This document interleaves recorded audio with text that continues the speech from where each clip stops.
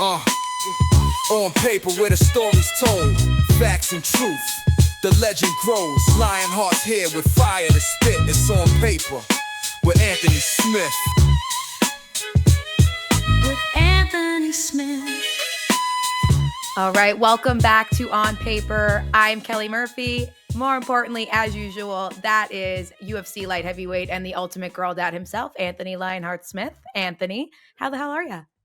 I'm good. Another beautiful Monday here in Nebraska. Snowing or no? No, it's actually warmed up. It was like 68 degrees, which is wild because a week ago it was 85 degrees colder, which is absolutely crazy. It's warmer in Nebraska right now than it is in New York. Yeah, it's crazy. I don't know. We got some messed up weather. I don't know what's going on, but yeah, I had a good weekend. There were some fights on. Another busy weekend of sports here in the Smith household. And if we're still counting Reagan, the Smith household is 11-0 on the weekend. Yeah, we're doing well. Very good. We're doing well. We're killing it. So Yeah. everything went well. You know what I did this weekend? What'd you do? I met Snooki from Jersey Shore. Are you serious? Mm-hmm. How did that go? She hosted a party at a Did bar you guys on feel Long like Island. you're like the same person? I felt like I was with my sister. Are you serious? Yeah, and it's the That's only time in embarrassing. my life Don't ever say that out loud again. I felt very tall. She is so she short? I'm 5'3" or 5'4", and we were both in probably 4-inch heels, and she had to be a good 4 or 5 inches shorter than me. Really? Was she She's cool? So tiny. She was so cool. Did you like I think hang she out or was just drunk met her? already when she got there. Did you guys hang out or did you just met her? No, I just met her, and then she was in like a VIP area right next to the DJ, but my friend was DJing. So I was Nice. hanging out over there, but I'm not going to exaggerate and say I hung out with her because I certainly did not. So you didn't even really meet her. You just like waved at her and No, she I met acknowledged her. you? I have a picture. Does she know your name? No. Oh, then you didn't meet her. What if I have a picture with somebody, that means I met them? Maybe. Unless it's photoshopped, but it's not. Yeah, it's fair. All right, so we had equally good weekends. Yeah, equally exciting. Yeah, some for good different fights. reasons. Yeah. But like you said, we did have some fights go down. UFC Seattle in the books. I do want to get right into the main event because a shitty ending to what was actually a good fight. It was super competitive. I'll lay out the facts and then I want to get your take on it all. But in the third, Song Yadong, I poked Henry Cejudo. Jason Herzog was refereeing? Yes, I do believe so. So Herzog, no penalties are assessed to Song. Cejudo takes his full 5 minutes to recover, which I actually thought was hysterical when he was sitting back by the cage and they zoomed in on him. Continued to fight till the horn. And then in between rounds was when Cejudo made it clear that he could not see. So they started the fourth just to call it off. Song Yadong wins by technical decision. What did you make of the whole thing? I was actually really impressed with Henry Cejudo. I thought this was going to be one-way traffic, to be honest with you. Henry just hasn't quite looked himself since he came off of that retirement. And for different reasons. Chael always says you don't get better at something by not doing it. I thought that he really hurt himself taking those 3 years off. I think he was trying to bluff the UFC and they called it. And so he kind of stick to his guns and he just wasted 3 years, 3 good years of his career. He had a lot of momentum going into that.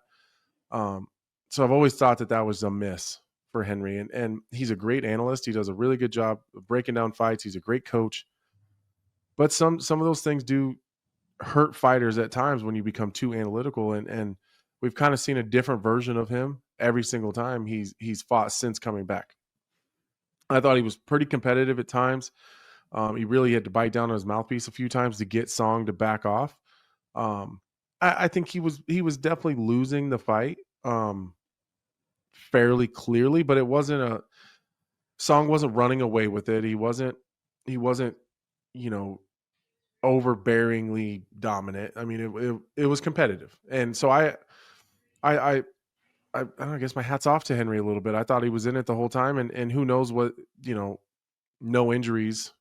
If that doesn't happen, what's the next 2 rounds look like? Who knows? But I think most people would probably say Song's probably going to keep running downhill and win those 2 rounds, but it's just fighting and you never know. So I want to start with that. I was impressed with how Henry looked. Song looked even better. He looked exactly as I expected him to.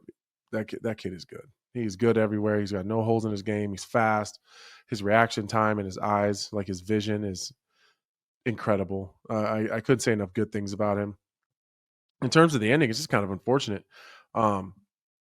And I see people that are being really critical of Henry Cejudo right now, saying he was looking for a way out, that he was, maybe wasn't hurt as he was claiming. And I just don't believe that. I really don't. Just for the simple fact that if he never continued fighting and finished that round, it's a no contest and he doesn't lose. So he made a conscious decision to avoid the no contest and continue fighting and wait till the end of that round, knowing that there was a chance his vision wasn't going to be restored and he was going to lose a decision. So, well, that narrative too makes it seem like he was getting blown out of the water. right. It was 29-28 on 2 scorecards. Right. He's still in the fight. Very much so. He's still in the fight. And he's smart. I mean, say what you want about his cringy attitude and his gimmick, but he's very smart. He knows exactly what he would have to have done to get out of that fight. If he wanted out, that was his moment. That's a no contest. You can run it back. You can find somebody else and get out of it and look good without taking an L. So I just don't think that's the case. And it's, I was fairly certain the Song was going to win that decision when they went to the judges' scorecards, but it's just unfortunate the way that it ended. There's no real finality. I think the hardcores, the UFC, the brass, the executives, the matchmakers are going to move forward as if it was a legitimate win and went 5 rounds and Song won. I think Dana White said that, he has no interest in running that one back, that he thinks he seen who the better fighter was and we don't need to see it again. So, I think we're going to move forward and that's probably not going to get ran back again. But yeah, it's unfortunate. There's just no real finality for either guy. There's always going to be that asterisk there. But do you agree with that? Because the way Dana was saying he has no interest in seeing it, and the way a lot of fans are talking, again, makes it seem like it was extremely one-sided. And to make it clear, I watched it Sunday. So I saw this entire narrative play out Saturday night and Sunday morning. And I was expecting to watch this fight on Sunday, thinking Cejudo looked like shit. He was looking for a way out. There was no chance he could win this fight. When I watched it Sunday, I was fairly surprised by what I saw, given kind of what the narrative was on Twitter. Yeah, I do feel bad for Cejudo for that, because excuse me, again, he wasn't being blown out of the water. He was losing for sure, but not enough to where he couldn't have turned it around with one big shot or one well-timed takedown. So yeah, it's shitty. And I do agree with it though. That's the shitty part, is I don't think I need to see it again, because I think I figured out who the better fighter was. And Song is in a position where he's young and he's in the fire. He's in the thick of it right now. He doesn't want to walk backwards. He wants to run it back because he wants to get rid of that asterisk. He wants it to be clean and not have this narrative that the fight never really ended. But if I'm his manager, I say, listen, it's unfortunate. We got to win. Let's continue to move forward and walk forward and try to get ourselves in a bigger fight that's going to get us closer to a title. I think that Henry Cejudo's title talks are behind him, and that's fine. He's got a lot of fights he can still win. He'll still beat most of the guys in that division. I just think I've seen who the better guy is.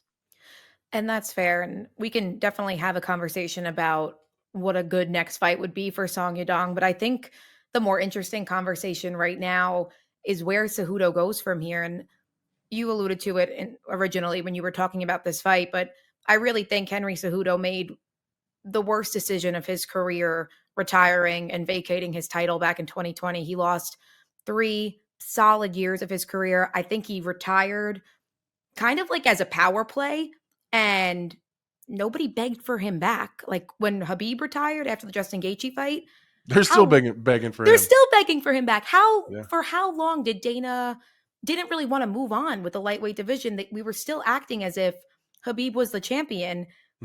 When Cejudo retired, that very much was not the case. He loses 3 years of his career. He's come back. He came back May 2023. He's fought 3 times. He has 3 losses, 2 of which so far losses that age well. It's Aljamain Sterling and Merab Dvalishvili. Song Yadong, yet to be seen, but I do have a feeling it'll age well. Right. Where does he go from here? He hasn't won a fight since 2020. Yeah, that's a tough question. It finds himself in a weird spot because he's too popular and paid too well to get any easy fights. Mm-hmm. But what he really needs is a step back in competition to get his mojo back. And I don't think he's physically degrading, at this rapid pace like I think everyone is saying that he is. Mm-hmm. But he's got a lot of miles. He's got a lot of wrestling miles. He's taken a lot of damage. He's had some injuries. And then by damage, I mean just in terms of longevity of how long he's been doing this shit. So I don't know. I off the top of my head, I was trying to think of another aging, kind of older veteran type of guy in the division. But at this point in that division, it's a young man's game in general. It's a young man's division within that young man's game. So I mean, how far do you have to go down the rankings to find someone that's even close to his age right now? That's just who's 15? Montel Jackson. Yeah, 14. Ayman Zahabi. I don't know how far you'd have to go down to find someone, if there is anyone that's even close to his age and his veteran status. I mean, Jose Aldo at 11. Ooh, that's a good one. Yeah, that's a good one. I always But forget that's Aldo's actually in the that. only I always name- forget Aldo's in that division. I know. Well, that's the only name that stands out to me in terms of And it would being have a to be vet. that type of a person. Like, it's going to have to be a big name, big, divisional implications. Like, he makes too much money and he's too popular, or at least too well known to be in any fights with any, lower tier young guys that are up and comers. It's going to be big fights with big title implications for the other guy, a guy that's starting to knock on the door of a title shot, or at least going to start that run, or a guy like Jose Aldo who's already got a big name and is going to draw. There's no more easy ones. No, for sure. It kind of reminds me of like in the Israel Adesanya conversation we were having. Like Henry Cejudo can still compete and probably beat a lot of guys, but unfortunately, he's in a division that's jam-packed with young guys, with a lot of up-and-comers, and you can't get away from the record that hasn't won a fight in 5 years. So he's in limbo right now. Yeah, he's in a weird spot. And for Song Yadong, he was ranked 8th going into this fight. You got to assume he'll jump up to 7th at least. That's where Cejudo was ranked, if they decide to move around the rankings at all. I mean, plethora of guys that he could fight. Does anybody in that division stand out? I can read you the rankings if you'd like. Yeah, read me the rankings. So obviously you've got Merab as your champ, O'Malley your number 1 contender, Piotr Jan, Umar Nurmagomedov, Corey Sandhagen, Davison Figueiredo, Chito, and then most likely will be Song. Yeah, Chito sounds good. Right? Chito sounds really good. I'd love to see that one. Yeah. They haven't fought before, have they? I don't think so. I don't believe so. I'm going to double check. Off the top of my head, I don't believe that they fought before. That's a good one. I would like that. It's not really a bad fight you can make when you're looking at the best of the best. Really. I was thinking Umar too, but he had a pretty wicked hand injury. Oh, yeah. So he's probably going to be out for a minute. But Umar was the one that stood out initially. But I would, if it's not Umar, I would go Chito. Fair enough. That'd be fun. Again, can't go wrong at 135, really, when you're talking about 2 ranked guys. No, it's tough. Let's move to the co-main. We had Anthony Fluffy Hernandez beat Brendan Allen by unanimous decision. Definitely dicey a couple of times for Fluffy. Brendan can land a shot here and there, but overall, Anthony managed to create pressure with his grappling across 3 rounds and secure the decision. Yeah, this one was frustrating because, like in my breakdown with Dean on Wednesday, I said that I thought that Brendan Allen was kind of overall the probably more cleaner, technically sound guy. But it was the pace of Anthony Hernandez I was going to be worried about. That guy does just not take a backward step. He does not take the gas. He doesn't take his foot off the gas, and he's just a goer. And I admire that. It's a it's a fantastic, like, intangible to have. But, you know, I thought Brendan Allen looked really good in the first. I don't know what's going on. Sometimes he looks magical, and then sometimes he just got a real bad fight IQ. And I don't mean this to be disrespectful to Brendan. I think he'd probably agree with me if you heard me say this, but there was some times where he had Fluffy hurt on his feet one time, and he's still spamming takedowns. And he Which is told me, allowing him to recover. right, he told me last week that he believes, and again, I didn't go back and look at it, so you know, take it for what it's worth, but this is from him. He believes that there was 1-1 going into the third in the Mava fight. And if that's the case, he also believes that he was winning the striking exchanges, and then he thinks that he lost the decision based on the the visual representation of what the fight looked like, because he kept going for takedowns and losing the position, and then he would pull guard halfway through the failed takedown, and then he would have to work his way back to his feet. So he thought that the visual aesthetics of the fight made it look like he was losing, but he was winning the striking exchanges. Which makes me wonder, if that's what you thought, then why did you keep shooting? Right. And it's like he has this bad habit that he just keeps going back to, that even if it's going well on his feet, he's got to keep shooting. I thought there was times he was doing really well on his feet with Fluffy and would kill his own good momentum he had going on by shooting takedowns and closing the distance. And maybe that was just him trying to slow the pace down, because Anthony Hernandez has just got a pace that's going to be really tough for any middleweight to keep up with. So, but he had him hurt at least once, and then dove in on a takedown. I'm like, oh my God, what? Like, I don't really care who wins the fight. That's up to you boys. But Right. it was just a bad decision, you know? And again, everyone's gonna be watching this and say, well, you make all the bad decisions. We're not talking about me. We're not talking about me. We've already talked about you. Yeah, we're not talking about me. We're talking about him. And again, I don't want Brendan to see this and think that I'm talking badly about him. I'm just calling it as I see it. And I thought he made a couple really bad decisions. I thought that he had some good reversals and rushed the position. And God damn it, Brendan Allen, you're too fucking good of a grappler to make dumb decisions like that on top. When you get to a dominant position, you start coming around to the back and you're panic throwing hooks in and then falling over the top. Well, you're better than that. You know better than that. So what's happening in your head where you're not slowing the game down and breaking down these positions one position at a time? Like, you know, position before submission. That's the age-old fucking day one MMA training and grappling. It's position before submission. You got to solidify your spot before you can start chasing shit. And it's just another one of those times where I'm like, damn it, he knows better. He knows better. Like, he doesn't even need to go back and look at the tape. He knows exactly where he messed up there.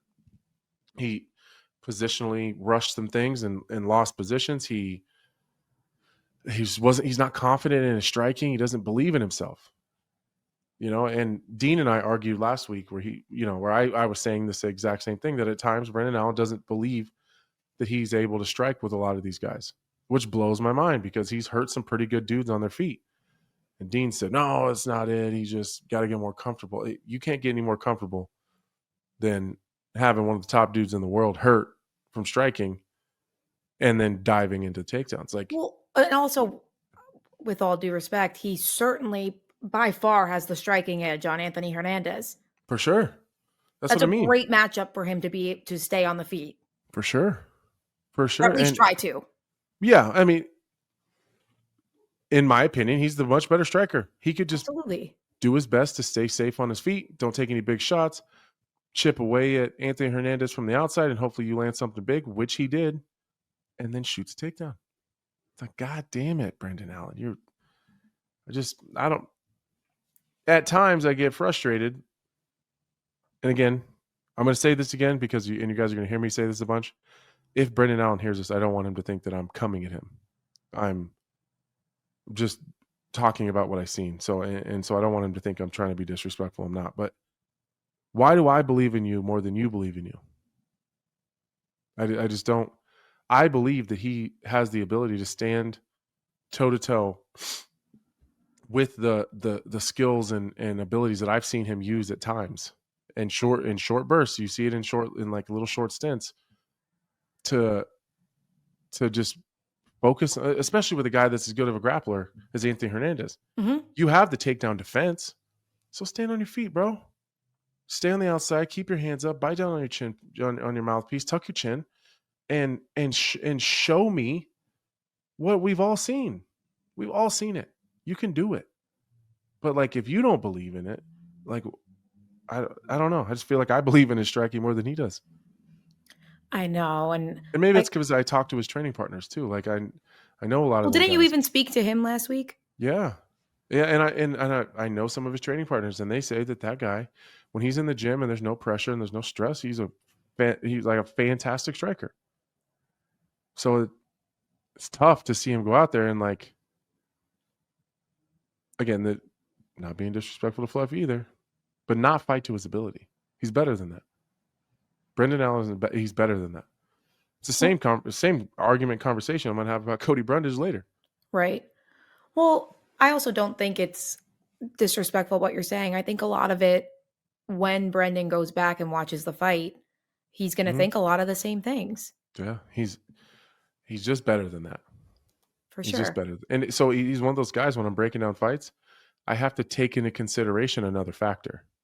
There's only a couple of guys in the UFC that I have to do that with, and he's been one of them. It's not just his skills, his abilities, his grappling, his takedown defense, his defensive responsibility on his feet, his footwork, his output, his conditioning, his size, his strength. It's also somehow we have to take in, when we're picking these fights or we're talking about it, we have to take into consideration which one is showing up. Is it going to be the one that fought Bruno Santos? Because that guy's a fucking world beater. Bruno Santos or not, that dude stood in there with Alex Pereira to a decision and, like, wasn't rolled over. Mm-hmm. And Brendan Allen sat that dude down on his ass and then choked him. But that guy was dead on his feet anyways. That guy is a world beater. The one that showed up on Saturday, he's got a case of the yips, as Dean would say. He just doesn't show up. He just doesn't show up sometimes. I do want to talk about Anthony Hernandez a little bit. Obviously, he picked up the win. Pain in the ass that guy would be. 7 in a row. He was ranked 12 before the fight. He'll certainly spring into the top 10 by the time this episode comes out. Mm-hmm. It feels like the case of perfect timing for this man. 7-fight win streak. A lot of the mainstays in that division are phasing out. Right. Perhaps he phases right in. And he should. That guy is a gamer. Again, almost the opposite of Brendan Allen. He's not the cleanest tactician, but what he lacks in any ability that you could talk about, he makes up for in just pure tenacity and willpower and just work ethic and all the superlatives. He has it all. He's the full package. He's got an incredible skill set. He's a really underrated grappler. Mm-hmm. I think that his jiu-jitsu game is really high level. Think about it, especially with a guy like Brendan Allen, whether he showed up and was his best or not. I think Anthony Hernandez had a lot to do with that. And he put him in a lot of bad positions, was able to hold a lot of bad positions. He was able to get under the neck a couple times. And if it wasn't for Brendan Allen being such a high-level black belt and having such a good submission defense, 99% of the guys in that division, he gets out of there with the submission in any of those positions. So for sure.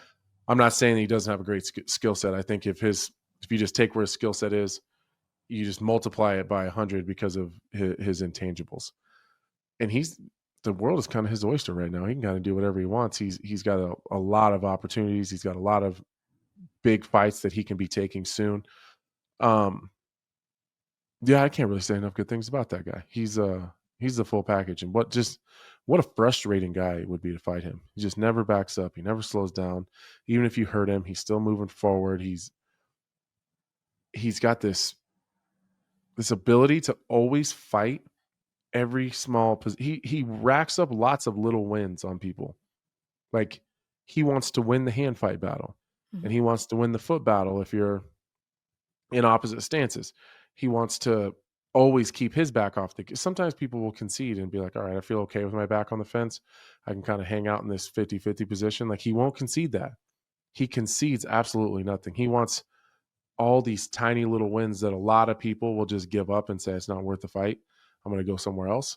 He wants every single one of those. So he spends the entire fight like checking tallies. Like by the end of it, you're exhausted, and he's up, 50-10 of just little wins. Like, even when they're in these weird grappling exchanges, like, he will not lose a hand fight battle. He's not going to let you win. Like, if you get on his back, you're not going to get a hold of his wrists. He's not going to allow it. Some people, you can get a hold of a wrist and they're going to work up and tripod and start to work their way out and let you keep the wrist while you're doing it. He won't. He's going to fight tooth and fucking nail to get that wrist back. Not because he needs it, because he doesn't want you to have it.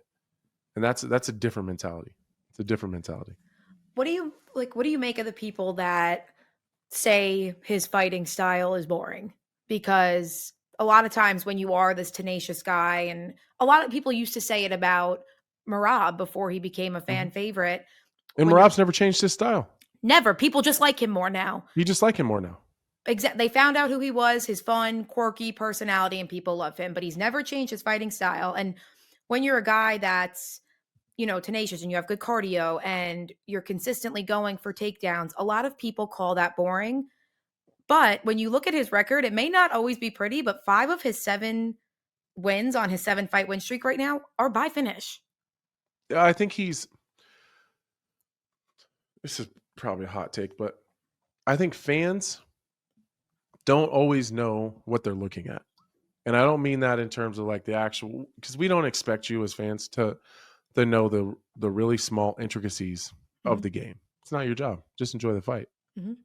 What fans really want, they think they want these barn-burning crazy fights, right? And to a degree, that's what everybody wants. But what they really want is hope. Hope that this guy can turn it around, or hope that this guy can get a finish, or maybe if Brendan Allen can get back to his feet, he'll land something big. What Anthony Fluffy Hernandez does is he takes all the hope out of the game, because as soon as you come together and he gets a top position, that's just where the fuck he's going to stay. So He takes all the hope out of the game. There's no more, that you're not going to get a finish there probably, unless it's for him. So I think that people want this back and forth. And at the beginning of his fights, that's what you get. But as the fight goes on, it slows down to a pace that is slower than people want to see, but higher than the guy that's losing wants it to be, because they're so tired at this point. I'm sure, like physically and mentally too, because when you're talking about, when he's taking hope from Brendan Allen, there was a few times where if it was anybody else, Brendan would have scrambled to his feet, but he didn't want to. Like, he was almost free a couple times, I think, in the 3rd round. And I thought right then, oh, go. Like, get up, because I want to see them fight on their feet some more. And he wouldn't, because he doesn't want to be there, because it's not any easier up there. So it's going to be this crazy high pace, and this dude's going to be in your face the whole time, and then you're probably going to get taken down again. And now you just did all of that for nothing, and now you're more tired. So, like, he takes that part out of the game. And that's not always the funnest, I think, for people to watch. But as fighters, you haven't seen any fighter say anything bad about it, because we all know how hard it is to do that shit to people. Right. I was definitely talking about the discourse that I saw online coming from other. Because he gets a takedown and people are like, fuck. Rounds over. Here we go. That's just where he's going to be. And so there's no more hope. You know that that's how it's going to end. And typically that's how it is with Merab. Well, it's so you really did make a great point. Merab has never changed his fighting style ever. No, it's never changed. People just like him now. So the narrative I get so pissed off because people are like, changed. Oh, now that Merab is in these exciting fights and people are really starting to love him. Well, his fighting style hasn't changed. One bit. The guy's shot 9,000 takedowns. He's completed 14. He's the same guy. He's going to shoot 1 billion takedowns. He's going to get 20% of them. He's never going to back up. He's going to make funny faces at you. He'll slap your ass if he gets an opportunity. And he's not going to stop. That's what he's going to do. That's what he's been doing this whole time. The only difference is he's not taking nearly as much damage as he used to while he was doing it. So you could argue he's less exciting now than he was at the beginning, because he loses less positions now. Like, there's no Ricky Simone situations happening where he gets choked unconscious, but still, and at the end of a round at the end of the fight of a fight that he's winning, or taking a fucking bomb off of Marlon Moraes and fighting for his life for like 5 minutes to survive to end up winning that fight. There hasn't been any of that lately because he's more sound now. So when's the last time you thought, oh, he might lose here? I can't think of. I don't know when the last time that was. He hasn't been in a bad spot in a long time, so he might be less exciting now than he used to be. No, it's a great point. And listen, UFC Seattle as a Don't whole worry, is a they're lot gonna of tell me fun. I'm fucking crazy in the comments. I mean, they were going to anyway, Yeah, even that's if you fair. just stated Yeah. a fact. So, Yeah. let alone your opinion, gets very Yeah, I dicey. know. God damn it. God forbid. Say the sky is blue and they're gonna argue about it. But UFC Seattle had a lot of bright spots. One of the brightest, Austin Vanderford made his My UFC guy. debut. Yeah, big finish. We're gonna have him on here any minute. What did you think of his fight? I don't really give a shit about the fight. That's what Austin Vanderford's gonna do to everybody. That's his game. Like if he's gonna beat people, that's what it's gonna look like. He's got game-changing power in his hands. He's got a phenomenal wrestling game. His top pressure is a big problem for anyone to deal with, and he's the full package. Now, what's he going to be able to do with it long term? I don't know.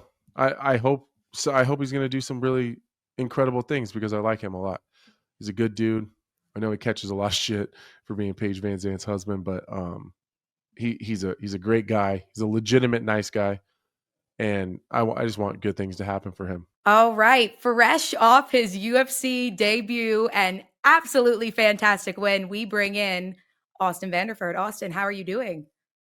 I'm doing good. Yeah, we just got back to Florida a few hours ago, and kind of finally settling back in, and just enough time to then have to get right back up and for my wife Paige to compete and do all that. So it's a fun time in the Vanderford household. What'd you guys do? What'd you guys do after the fight?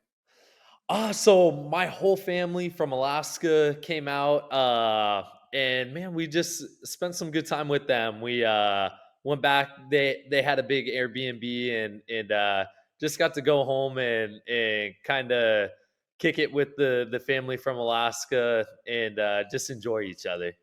That's awesome. That's awesome, man. Well, you deserve it. When I was getting ready, I was really excited that we were able to get you on here because as soon as you fought and won, I reached out to Kelly. I'm like, we got to get him on. I got I got the coolest story. Oh, dude. So I looked up the date. It was Victory FC 59. It was your fourth pro fight in Omaha, Nebraska. Yep. And that show's not even around anymore. There's been some crazy legends that have come through that organization. But I remember you were having a tough weight cut. Yep. And you fought through it. You ended up making the weight and then went in, had an incredible performance. But I remember thinking after that fight, it's not going to be long and we're going to see this guy in the UFC. Like this kid is fucking good. Yeah. And like I said, that was 2017. And now we're at 2025 Man. and you just made your debut. First of all, what a long road, and I commend you for sticking to it and battling because I know how hard that journey can be. Yeah. But being the one that was on the journey, what I guess just what's your overall feeling about that was your fourth fight, and I think a lot of people thought at the time like this dude's going to be in the UFC pretty quick, and then here you are, all these years later, finally making it. Yeah. I mean, just man, really sticking to my faith and knowing what I wanted ultimately in life and in this career and doing that and it funny or cliche to say, but like seeing guys like you who, the same thing, 40 fights, pro fights, and the guys who just continued to stick after it. And that's the message I wanted to tell like a bunch of my young teammates and stuff is like, there's so many ups and downs, and Anthony, the Oh yeah. highs and the lows, and take advantage and soak up the highs when they're there because inevitably the lows come, and it's just the nature of the sport, and just sticking at it, and that is the biggest thing here in fighting is just sticking after it and continuing on. We're all going to battle injuries. We're all going to, lose fights that maybe we shouldn't have lost. And, there's very few people who make it out of this without ever losing or without Right. falling. It's inevitable. And, and in my circumstances, maybe feeling like I should have been there earlier, but also having peace in my heart that the journey I took to get was the right one. And the guy who was able to show out Saturday night maybe wouldn't have put on the same performance if I was going into the UFC 5-0 or 6-0 or whatever it was. I gained so much knowledge and experience and, again, cliche, but more so in the losses than ever the wins. And because that's the time you really reflect back on yourself and you know, make the necessary changes that you need to do. And one thing was, our story, the hard weight cut. Had it in my mind after, and I'll always remember this. I was like, man, I think I'm gonna go up to 185. And I remember you telling me, like, man, those guys are big at 185. But being somewhat young and having all that confidence in myself. And then once you feel it and you get in that crossroad where, you fight a Gegard Mousasi at 185 and you're like, okay, yeah, these other Yeah. fuckers are big. And, Yeah, these guys are big. I Yeah. remember you were super you and something I'll always credit you with. You were super respectful. You're just one of the nice guys of the sport. And I remember having that quick conversation and you were like appreciative of the advice, but also in the back of your head was kind of like, fuck off. Like I'm big enough. I can do it. And I Yeah. remember thinking, he'll figure it out on his own. You know what I Yeah. mean? Like if Yeah. it works, it works. If it doesn't, it doesn't. But like I get it because I'm that guy too. Yeah, So man. I was also thinking, I'm glad you brought up the Mousasi thing. And I hate bringing up guys' losses, but No, it's a dude. reality and Yeah. we got to talk about it at times. So I think beating Gegard Mousasi could have ended up being one of the worst things that ever happened to you. If you Dude, kind of look in hindsight and where you are now. dude, we've been thinking that. Like I told my wife that. I briefly talked about it, but if I would have went out and won the world title in Bellator, I wouldn't be here right now. And I wouldn't get to do what I ultimately and truly in my heart of hearts wanted to do, and that was fighting the UFC and I'd be stuck somewhere else right now. And not even that one, the fight right after losing and really having to come to terms with things in my career. Had a bad injury in that last loss and had to take a year off to get some operations done and just gave me all the time to reflect and make the decision. I had two choices. I could put the right team in place, go forward and, go fight LFA, go fight whatever I had to do. Or, Paige and I's situation, I don't have to fight. We don't have to fight. I do it because I'm in love with the sport and I love to compete. And so it was an easy choice for me. It was like, okay, this is what we got to do. Let's put this game plan together and let's go forward with it. And yeah, I mean, I'm thankful for it. I'm thankful to lose to Gegard and to Aaron Jeffrey and to be in this position now because I'm such a different fighter mentally, physically than I ever was back when I had those losses. It's a crazy path. Like you fought for the Bellator world title against one of the perennial legends in our game. And then 2 fights later, you find yourself in LFA. Yeah. It's weird, but it also takes a pretty healthy dose of humility and really checking your ego a little bit and just I guess just kind of grabbing a shovel and doing the hard work. You know what I mean? Like, and I don't know how many people would be willing to do that. Yeah. And I think too, something that's really helped me out, and even more recently, especially going into this fight, uh the fighter mentality of I'm not fighting the organization, I'm fighting another man. And it doesn't matter what stage it's on. We're going to go out and we have what we want to go do in mind and we're going to go do it. And that rang so true this weekend. It could have been so easy to get caught up in everything, the 4-day notice, the finally making it to the UFC, the narrative of, man, don't you think you should have been here earlier? All this and all that stuff is just noise. I knew that Saturday night I was going to go out and fight Nikolai Veretennikov, and that's all that mattered. Didn't matter who was going to announce the fight, what stage, the lights, the venue, none of that mattered. And I think ultimately that's the thing that's really like gotten me obviously back to this point. Was there a fear when you guys are going back and forth where you get the call, you accept the fight, then that guy falls out, then you have nobody, your flights are getting canceled and changed, and is there a moment where you're like, man, maybe I don't fight and this whole thing goes away?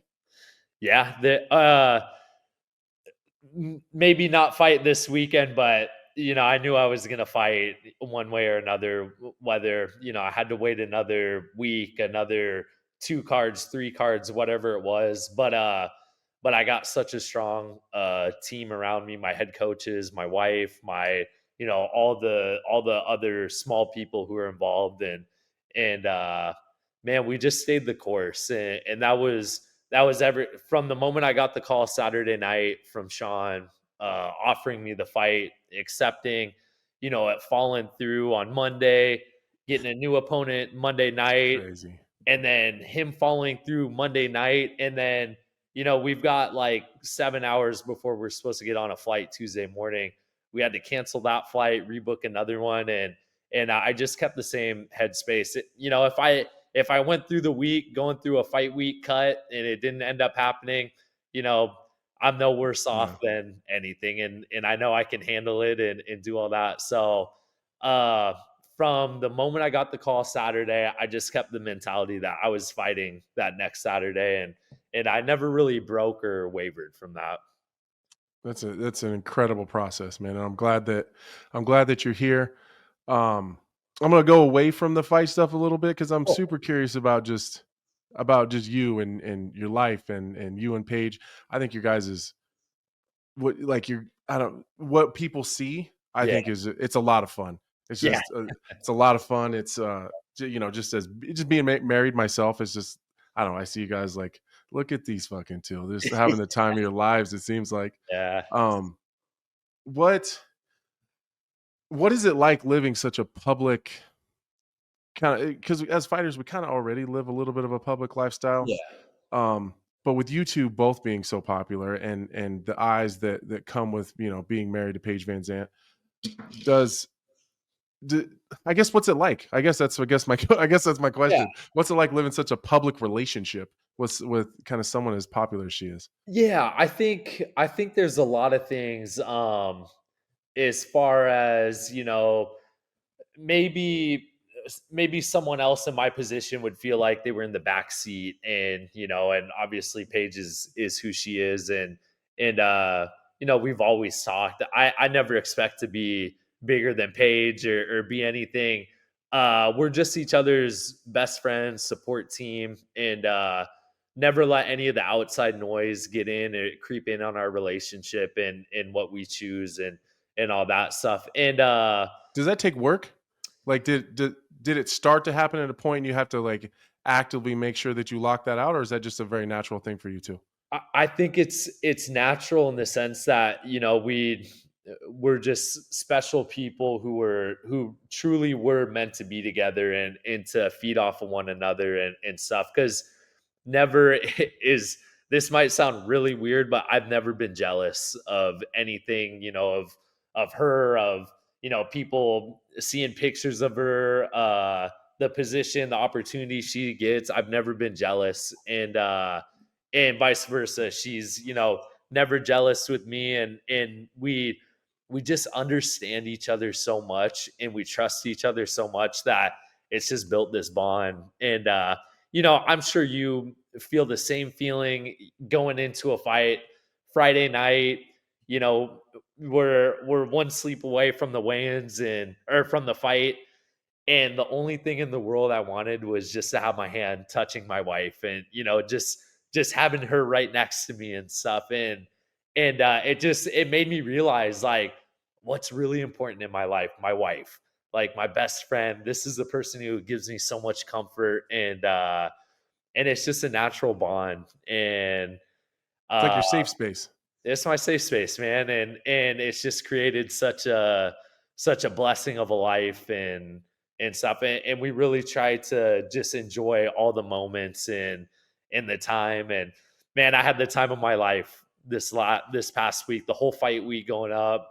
No nerves or of course a sense of nerve, but knowing how to channel everything and knowing just what I was here to do and stuff. Right. And Like a healthy amount of nerves. 100%. Like, Good for of you. course, always fear and doubt and stuff, but knowing how to channel it, and a lot of that comes from her and just being with her and yeah, being in my safe space. And yeah, I always say, people joke, "Oh, Austin, you're the luckiest guy alive," and blah blah blah, and I feel like it because I'm just living this life I could have never dreamed or imagined. And it's because we're a good team. Yeah, it looks like you guys are having a blast. I I have to ask this question Yeah. because I've said it myself and then had to pull back and be like, I wonder if that pisses him off. Does it bother you when people call you Mr. Van Zant? No, dude. I Because I've said it when I'm like, because I'll talk about you or I'll see like Yeah. you're on a card or whatever, and I'll say Austin Vanderford. And some people, if you're not hardcore, the general UFC fan base hasn't been introduced to you quite yet. So, they're just getting their first taste of it. But so if you say the name, sometimes say, well, who's that guy? Mr. Van Zant. Yeah. And I say it so freely and forget like, fuck, I wonder if he hates that. So now I No. had to ask. Yeah, and people talk about like masculinity, all that shit. And man, for me, dude, I'm just a small town guy from Alaska who, like I said, never could have fathomed any of this. And I'm proud to be married to Paige. I'm proud to be her husband. And it's like I said, it's just a team thing, man. And it's never bothered me. It more like fuel to go out. The all that stuff is just more opportunity for me to succeed on things. And like, the best thing in life is to be able to show someone like, yo, I told you so. Like, I told you I'm Austin Vanderford. I'm not just Paige VanZant's husband. I'm Austin Vanderford. And it's just, yeah, it's created that where I embrace it and I love it. And it makes fighting more fun for me. Like, okay, yeah, you think I'm just Paige VanZant's husband? Let's go out. We're gonna Yeah, fight let's figure it out. Saturday, and yeah, So I there's no secret that I love slap fighting. yeah, I'm kind of a savage. Like I like all the weird shit, like the yep, the yep, car seatbelt fighting and the people fighting in phone booths and the 10 on 10. I like all the weird shit. yeah, I think the only thing that's ever made me a little uncomfortable is when you start seeing very, very, very attractive, very pretty, very proper girls yeah. getting the absolute shit slapped out of them. Like, the only thing that's made me like just turn my head just a little bit. Yep. I can't imagine if that was my wife. I don't know how you do it. Dude, so the thing for me about Paige's like venture in power slap, okay, and I'm the same. I love power slap. I can't get Before enough. before she did it, when we first saw it, we're like, what in the hell is this? This is the craziest shit. Like, we could have never imagined doing it. And now, here she is about to do her third match. And the thing for me that brings me so much peace and comfort in her doing it is the fact that this is like revitalized her joy in competing. For her, power slap is fun. She got to a point where she was burnt out of doing that, and she had a hard time making the transition from the UFC to fighting on some of these other organizations. And I realized that this Saturday after fighting in the UFC for the first time, like, I could never imagine fighting anywhere else. Just the show, the production, the crowd, the energy, everything. Like, I understand now, like, how her feelings were. It's kind of hard to get up for anything else after that. But Power Slap has done that for her, and she's having a lot of fun doing it. She feels like she can go out and express herself, and that's the thing that makes it so fun and enjoyable for me, is to see the joy in her to go out and do this and compete like that. But it's got to be a little hard to watch. Dude, It is, man. Like Yeah. all competition, I guess competition is maybe hard. no harder than fighting though, right? Yeah, no harder in fighting. The thing that's hard for me is the same thing that's hard for us as fighters ourselves. We fear the outcome. We don't, we question what's the outcome. We all want to win so bad and we want this.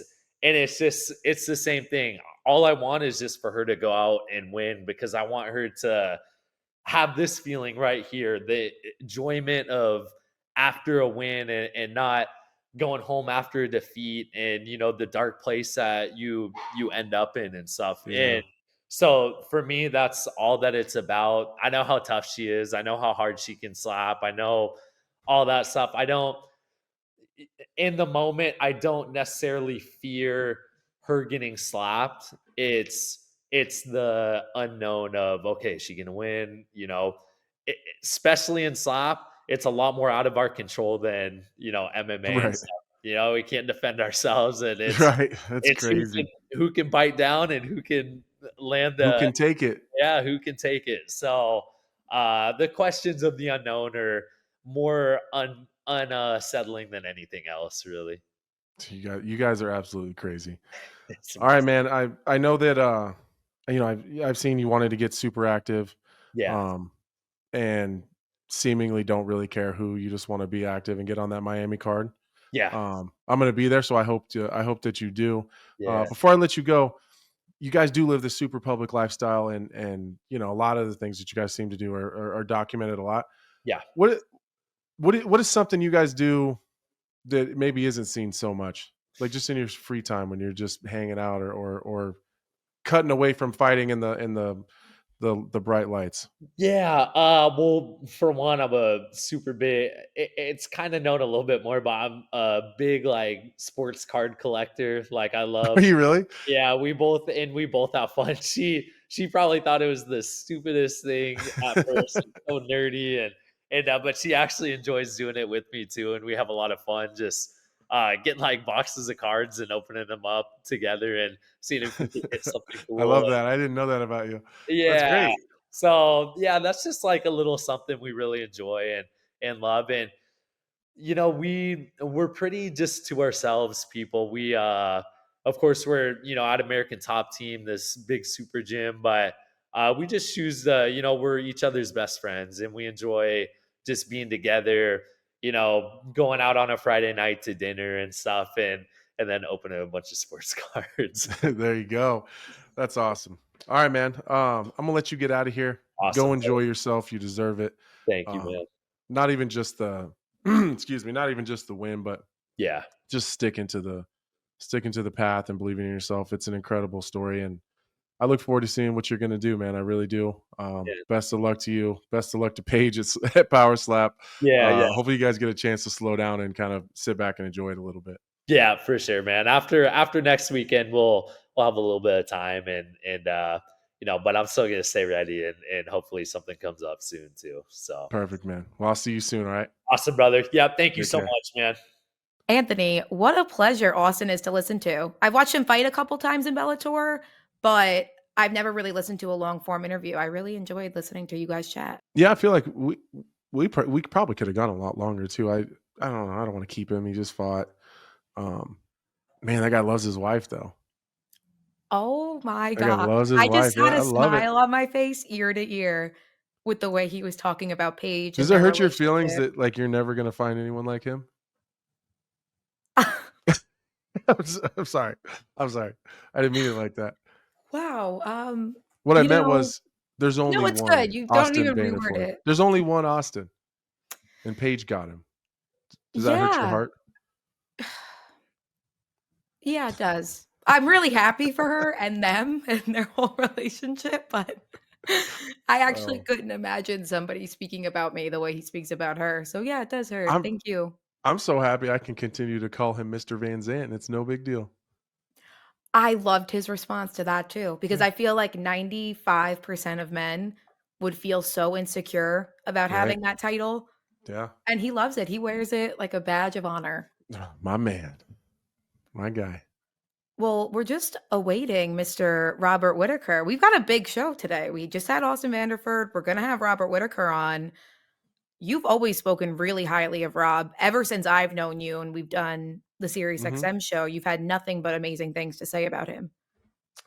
Yeah, I got a lot of shit about Robert Whittaker for a long time. I You used to did. always say Robert Whittaker is the best middleweight in the world. He just can't beat Israel Adesanya, and I stand by that. Definitely at the time that I said it.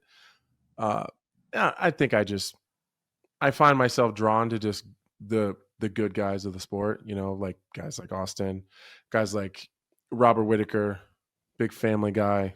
You know, super low key, loves his wife, loves his kids. You know, not this.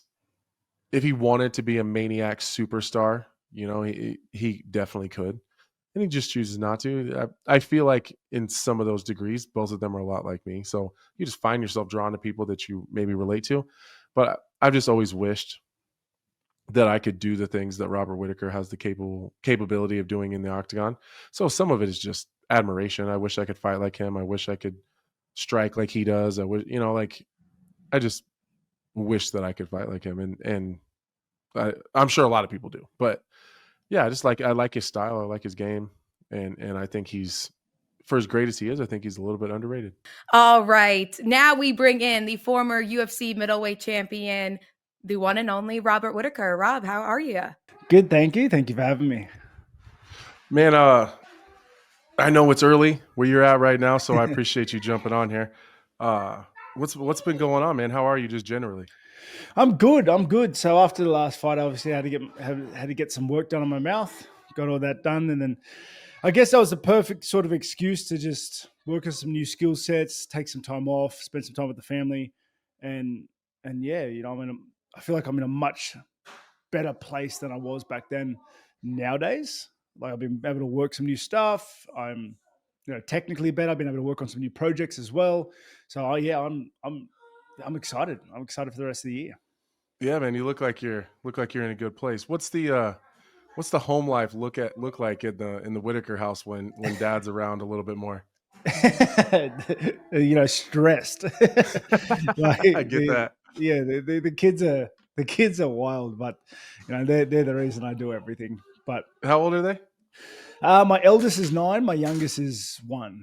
So Oh yeah, busy, yeah, busy. yeah. There's a lot of life and activity in the household. Yeah, I can imagine. Yeah, I got 4, so I get it, man. Yeah. You know, leading into your fight, obviously it was the weird injury, the kind of weird mouth thing. I've been there, man. Dental work and stuff in your mouth is the worst. It's Mhm. just such a pain in the ass. Is that something that because I remember you said that it's been something you've been dealing with for a while, but is that something that's always in the back of your head while you're fighting?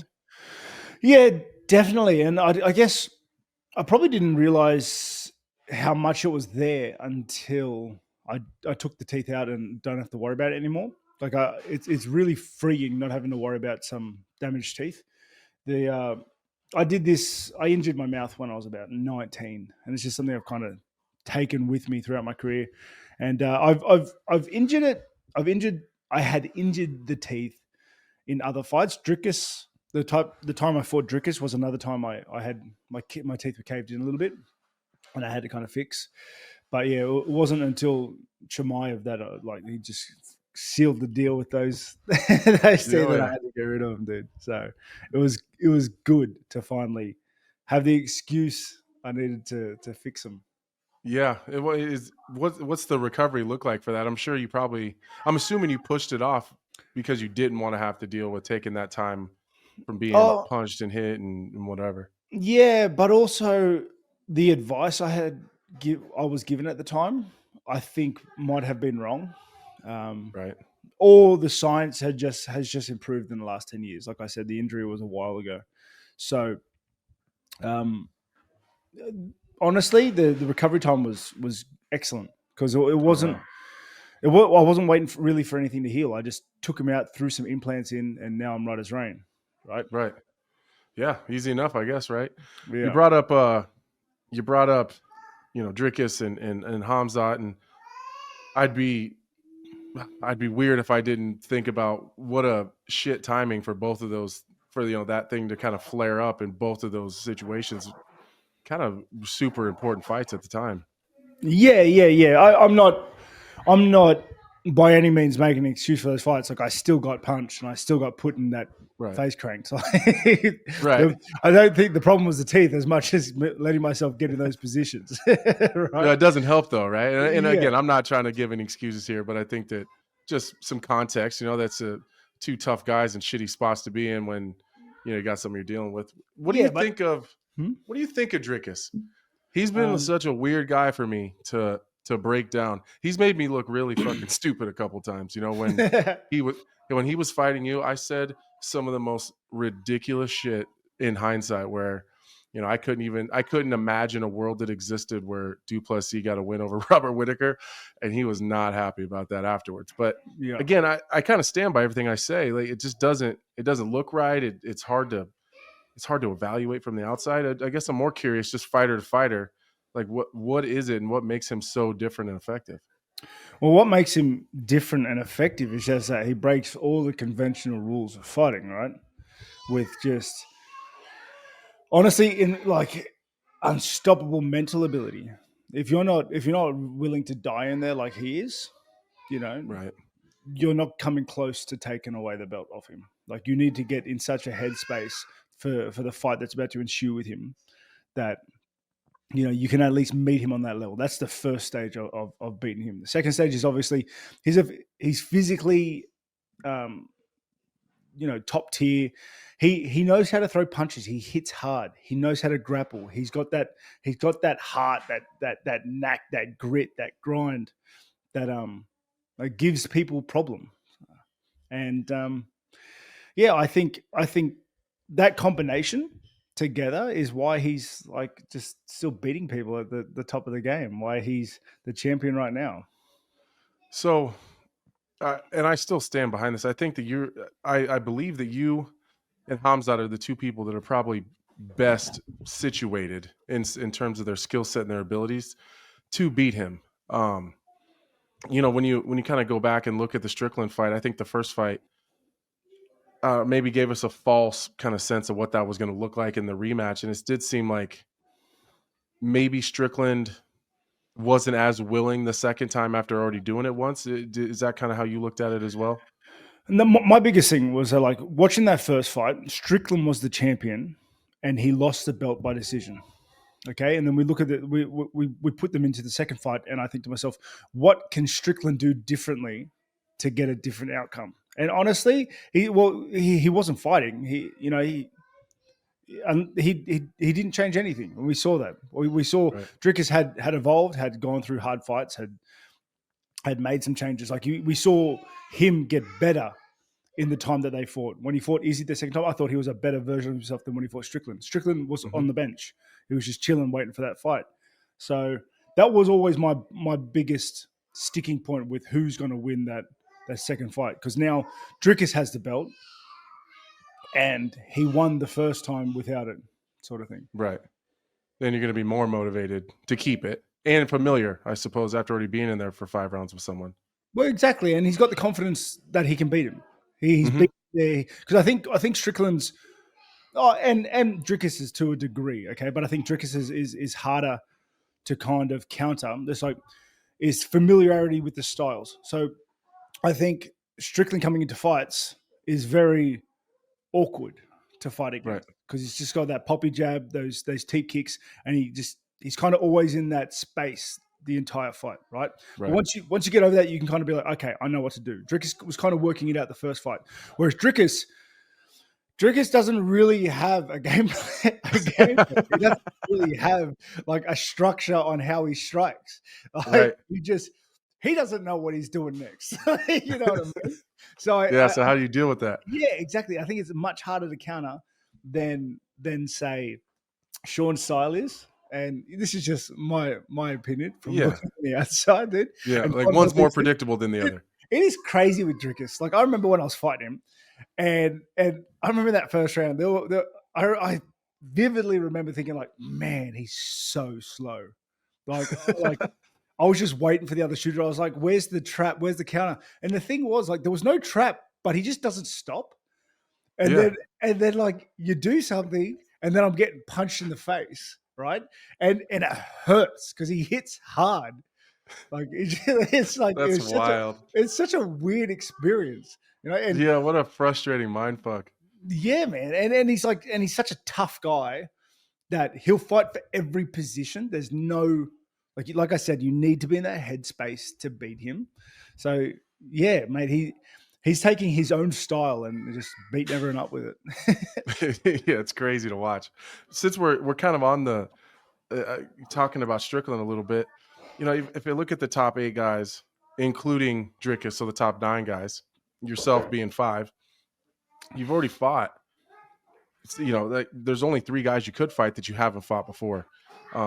Obviously, I think there's some interesting rematches. I think Cannonier is in a good spot, but that's below you. But that does leave kind of Strickland with no opponent. You know, coming off of a loss, typically that's how the UFC does it. 2 people come off of losses, 2 people win. That's typically how they match up.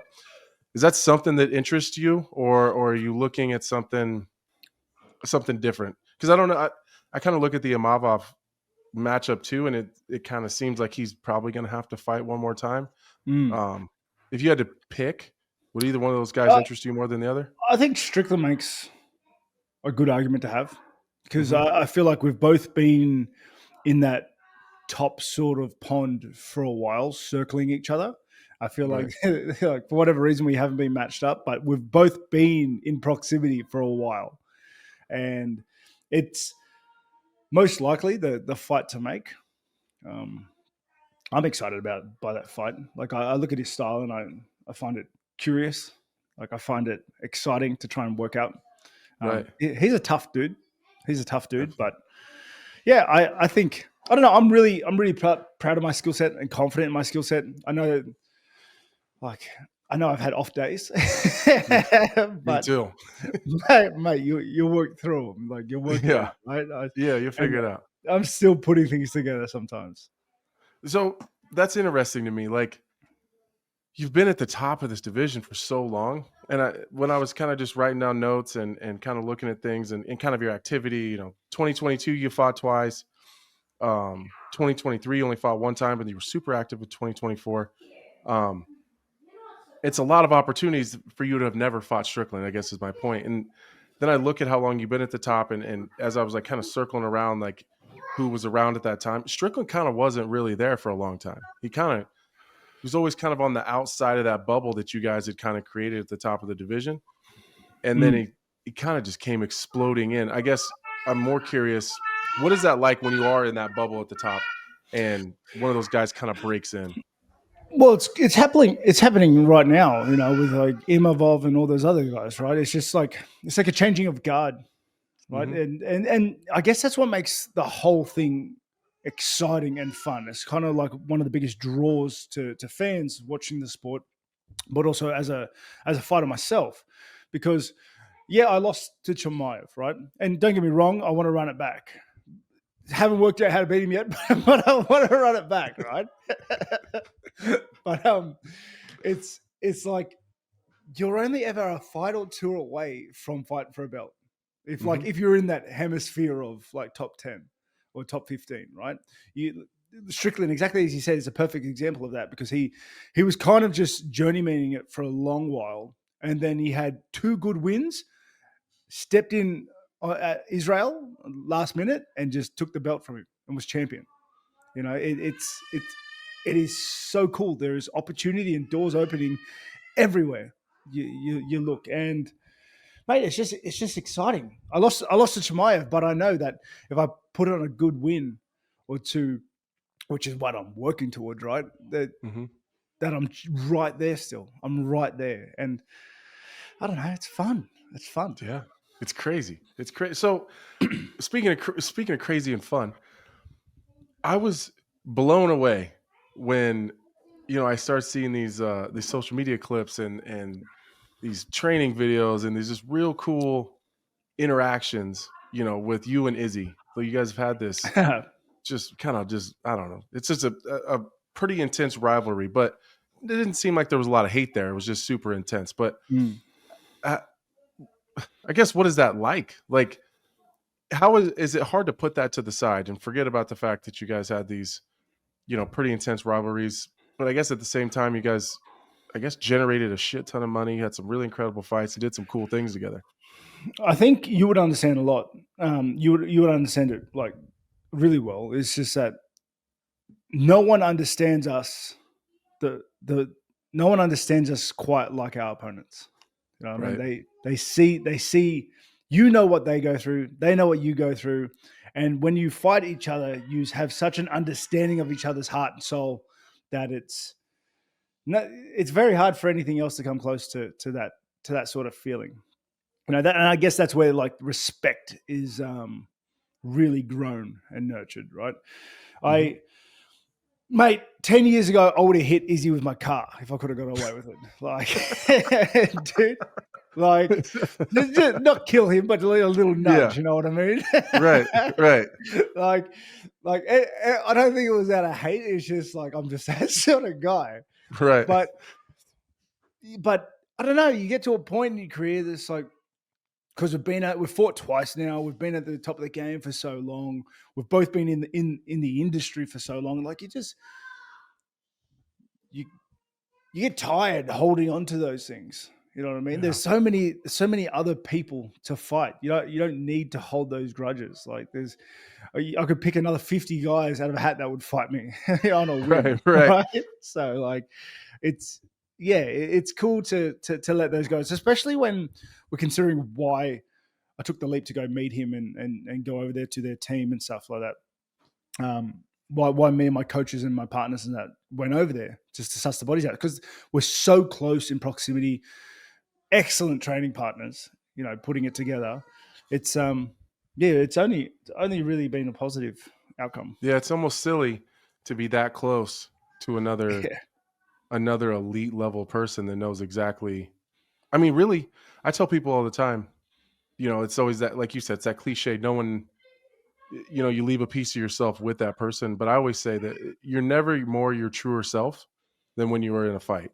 Like if you're a quitter, that's going to be the place it's going to happen. Mm-hmm. If you're a dog, that's where you're going to find out.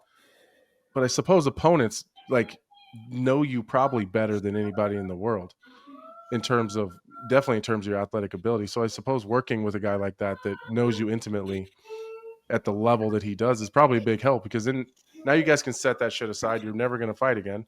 And now he can kind of just tell you what he sees. Exactly. And because obviously for our fights, we've dissected how to beat each other. So just working through those. So I remember it was a weird feeling when we were moving around on the mats, and he switched stance and hit me with that left straight down the pipe, and that's what he dropped me with in the second round of the in the second fight of the first round. Yeah. And mate, it's like I just got like a flash. I was like, oh man, not again. Yeah, like, you asshole. It's like too soon still. It was like 5 years ago. So, you can do whatever you want, but keep that at home. Yeah, but it was good to be able to work that, and work different things like that. I love that. All right, man. I don't want to take up too much more of your time. I know it's early and you got your kids and everything you got going on. What's the timeline looking like? Yeah, so I've just been working on some things, working on some new skill sets, but I want to come back this year in June. That's nice. That's when I want to put my hand up to fight, because it gives me a good amount of time to just continue doing what I'm doing, but also ease into a camp properly, and come in, my best self. Nice. All right, man. Well, I'm gonna let you get out of here. I really appreciate you taking the time, man, to just come hang out for a second. Best of luck to you, and can't wait to see you in there again, man. No, thank you very much, mate. Take it easy. Yeah. Take care. Anthony, talk about some fathers having a conversation. Did you hear Rob's kids that whole time? Oh yeah, he was dadding so hard. They were going crazy. I actually would rather that be what's going on, because it's more realistic.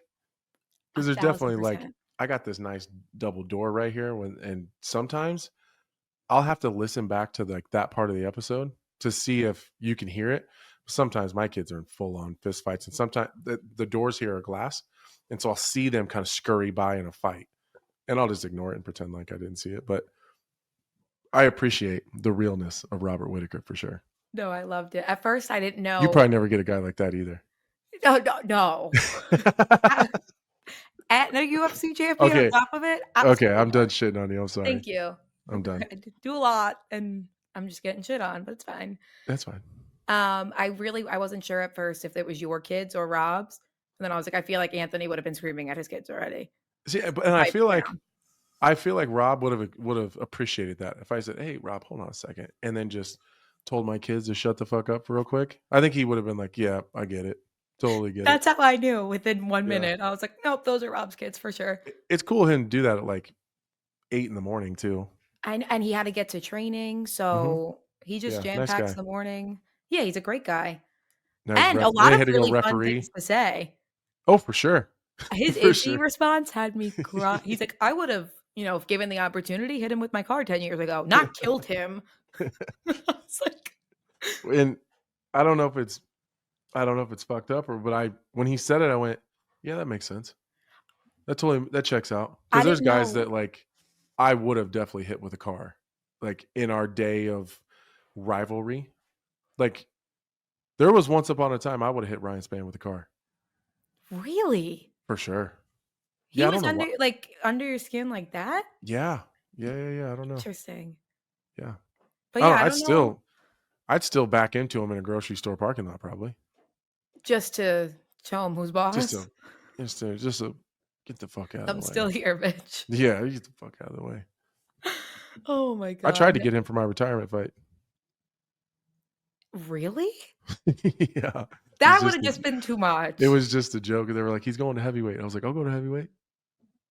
They were like, stop. Leave that man alone. Yeah, enough's enough. Listen. It's a gimmick. I just got to keep it going now. Unbelievable. Before we get out of here, we do have to get to our new segment. Debuted last week across the Home of Fight platform. Split decision. The fighters across home. I'm only going to explain this like maybe one or two more times, so everyone just get on board.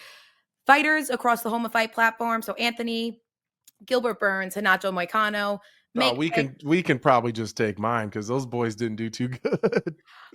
Anthony did outpick those two gentlemen last week, but everyone's going to pick across 5 fights. You guys are going to take on some handicappers, the more casual fans, and then whoever cumulative picks the most fights correct gets the point for the week. Last week, the casuals outpicked you guys by 1 fight. 10 fights to 11 fights. It's kind of bullshit, actually. I think it was the Brendan Allen one that got me. Listen, you've had enough to say about Brendan. No, I just listen, it's fine. I like Brendan a lot, so I'll accept it. That's fair. I mean, 4 out of 5 fights, pretty damn good. That's not bad. I hit the boxing match too. You did hit the boxing match. That. But unfortunately, not good enough. Not good enough. Had you just gotten the Brendan Allen fight right, we would have been tied. I'll take a tie. Is it going to be different handicappers every time? I don't think so. I think it's going to be the same. Okay, good. So now I know who my enemies are. Now you know who your enemies are. We've got another UFC main card to run through this week and get your picks on. So we do. Are you ready? I am, I think. So don't sound too confident now. No, I'm ready. I think that if you look at like the star power of this card, maybe there will be people that have something to say about it not being crazy exciting. But I think that some of these matchups are fire. So the main card opens, excuse me, with Hyder and Mill versus William Gomes. If you guys have never watched Hyder and Mill fight, just do yourself a favor and just go check out some of his highlights. Just type his name on YouTube. It's Gilbert Melendez's pupil, his little prodigy. It's his project. Gilbert has put everything into this kid from the very beginning. And when you watch him fight, you'll know exactly why. I commentated him in LFA, and I said in the LFA cage afterwards, it might be one of the most exciting fights I've ever seen in my entire life. And I mean that. And for that reason, I'm going with Hyder and Mill. I think it's going to be a barn burner. He is must-see TV. Austin Lane versus Mario Pinto. Austin Lane's a little bit up and down. He doesn't have a shit ton of experience, not just in the octagon, but in this sport in general. He's pretty green, and I understand why he's in the UFC as early in his career as he is. He's a big, athletic, believe he was a professional football player before he came to the UFC. Yep. So on the regional scene, he's going to kind of smoke those guys anyways. But In the UFC, you got to be good too. And Mario Pinto was very good, and I think he gets the win. So I'm going Pinto on that one. Nasrat Haqparast, said it right the first time, versus Esteban Ribovics. Another one of those fights that could go either way, but I'm really, really high on Ribovics. He had an incredible fight his last outing. He's got a really fun striking game. Fights really well out of both stances. Really good takedown defense. Nasrat's been around a long time. He's a dog. He's a veteran at this point, which is kind of weird to say. But I am leaning Ribovics. Cody Brundage, Julian Marquez. Here we go. I know. And you know what? I'm still a Cody Brundage believer. Good. I really am. It's not just because he's my friend, close friend, and one of my main training partners. He is one of the most skilled and technical mixed martial artists that I've ever been able to be around. He's up there. He's in the top 4 or 5 guys that I've ever trained with. He's so well rounded. He's got such a well rounded game. He's good everywhere. He's good from the bottom. He's good on top. His striking is a big pain in the ass. Defensively, he's there. He just, like Dean would say, he's got a wicked case of the yips. Where he's got this bright light syndrome that when it matters the most, he doesn't always show up. I don't know that it's going to be a problem in this one. Julian Marquez is a gamer. He's a dog, but he's not going to avoid danger. It's what we love about Julian Marquez the most, but it's also what has caused him the most problems as of late. His durability has always been something he's leaned on, and it's been betraying him lately. I like Julian. I've known him a long time. He's from just down the road in Kansas City. So, it kind of sucks to see 2 guys that I like and have known a very long time fight each other. But right now, honestly, they need each other because they're about each other's best chance at a win right now. And they both need one really, really bad. If the Cody I know shows up, I think it's going to be a short night for him. If he doesn't, then Julian Marquez's durability and his just dog mentality is gonna eat up Cody. So I am going with Cody Brundage as always. And then Manel Kape and Almabayev. Manel Kape is just on a run right now. He's just in a really good spot. His confidence is at all-time high. And I just really like him right now. So it's a tough fight. Almabayev is a serious problem for anyone in the division, but Manel Kape is my pick. All right, fair enough. We will know late Saturday night. I suppose was that too early. much? Was that too much? What do you mean? Was that too much? I don't know. I feel like I'm supposed to be shorter on those, and I'm actually kind of excited about this fight card. I'm excited. It's a good one. I think that's great, and I think, of course, when you have a teammate on the main card in the co-main event, you've got to give a little bit more intel than you usually would somebody you train with. You want me to give you his game plan? Yeah. I'm sure Julian Marquez would love to hear it too. I mean, we'll know now on the wee hours of Sunday morning if the casuals best you guys yet again. I'm going to be pissed. Your tunes really change because when I introduced the segment, you said that you were rooting for the casuals. You thought that they would get the best of you guys. Because I didn't think they'd win. Oh, it was reverse psychology? Yeah, no, it was like one of those, like, I kind of feel bad for them, so I'll hype them up a little bit. And then they win. So, like. Now they feel bad for you. Yeah, I can't do that. We can't let that happen. So I'm gonna need my guys, Gilbert Burns and Moicano. Let's pick this shit up. And you need Jim Cody Brundage to get in that octagon. I feel good about it. Yeah, I feel bad saying that about Cody because I love Cody, but also like I have a several year connection with Julian Marquez. So like by me rooting on Cody means I'm rooting against Julian, and that feels. But you have to wrong. root for Cody. That's. That's my guy. Yeah. I mean, that's my guy. It has been for a long time. And here's the deal: I'm not gonna tell everybody anything here that like is wrong, but I've seen them fight several times. You can't say that. Yes, I can. Well, now we want to hear more. I can't. I can't tell you what happened. But I can tell you that I've seen them full-on dogfight in the gym several times. So you think we're in for a good one? Oh, yeah. Like, it doesn't matter who wins. You're going to be in for a fucking fight. That's for sure. I don't know what it is about those two, But they have, sometimes you run into people in the gym that even if you really like them, you just find yourself fighting them all the time. Like Josh Frem is a Factory X guy. He's no longer in the UFC, unfortunately. But I don't know what it was about that guy. Every single time we did any kind of sparring, flow sparring, just real light grappling, like we ended up in a full-on fucking fight every time. And a lot of times the coaches just let it happen because whatever it is there's something there that like we got to work out. And as soon as the rounds are over, a lot of times it's a fist bump and we go eat lunch. Like, but there's something there during those rounds that you can't shake or get by. You got to work it out like that. And Cody and Julian absolutely are those two guys for each other. I don't know what it is about those guys. They get along just fine. But in the gym, like when they started sparring, you just step back and watch.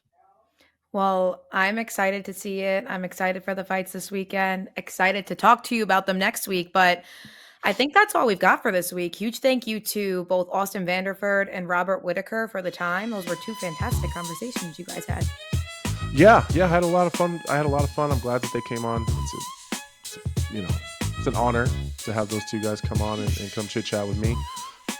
If you're still listening, make sure that you go on to the On Paper Podcast YouTube channel, like, subscribe, share with your friends if you enjoyed it. Leave some comments, leave some questions. We'll get to those probably next week. And thanks a lot. We'll see you guys next week. We partner with Homa Fight Picks to get you the most accurate and well-researched fight predictions. They do all the legwork so you can focus on winning. Picks will be sent directly to your phone via text or email. It's totally up to you. The second we upload them. Use code Lionheart to get 7 free days at winnable.com/HOF picks. That's WINIBLE.com/HOF picks.